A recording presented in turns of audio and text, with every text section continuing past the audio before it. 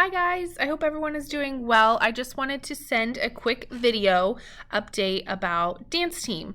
As it stands right now, we will not be able to hold practice until we are back to a hybrid model or face-to-face school. So what that's going to look like for us during class, the girls are going to have until 2:15 to dress out as if they would here at school. We give them a little bit of extra time to be able to do that.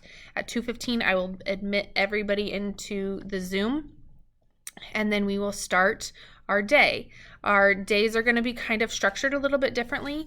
We're going to, on Monday and Tuesday, we are going to work on dance technique.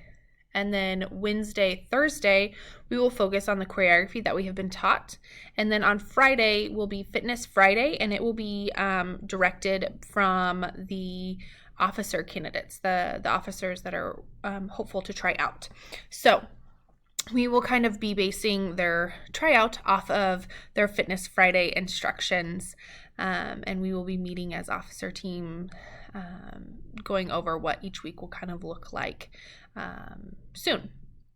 So I just wanted to touch base with you and let you know that information. If you need anything, please always feel free to email or call me at school, and same goes for Coach Simon as well.